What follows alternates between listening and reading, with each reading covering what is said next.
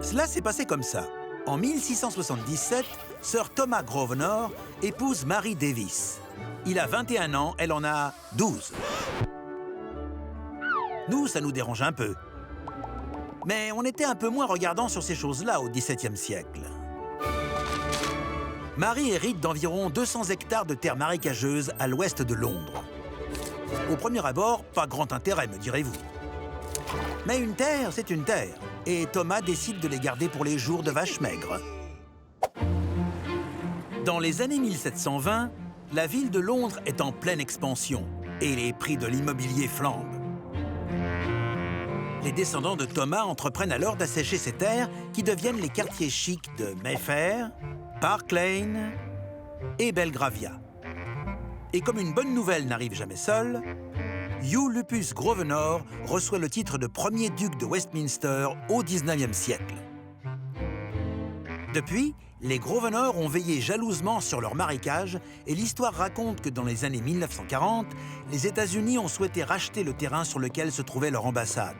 Un autre descendant de Sir Thomas, le deuxième duc de Westminster, a refusé de le leur vendre, sauf en échange des terres floridiennes perdues par sa famille pendant la guerre d'indépendance. L'oncle Sam l'a poliment remercié, et l'ambassade a quitté Mayfair pour un quartier moins branché du sud de Londres. C'est ce que Donald Trump aurait qualifié de « mauvaise affaire ». Les terres, le nerf de la guerre. Les vieilles fortunes ont toujours aimé montrer qu'elles en possédaient beaucoup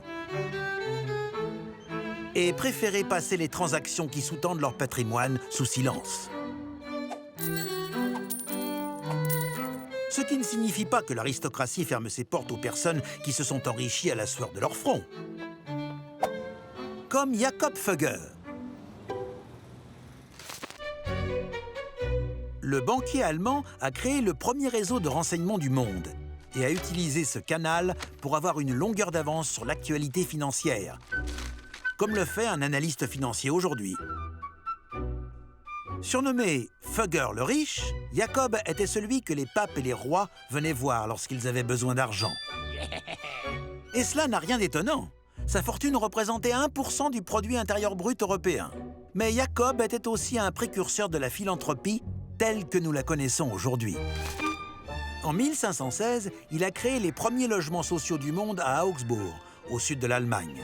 Pour y habiter, il fallait être pauvre, citoyen d'Augsbourg, catholique et promettre de réciter quotidiennement le Notre Père, l'Ave Maria et le Credo à l'intention de Fugger.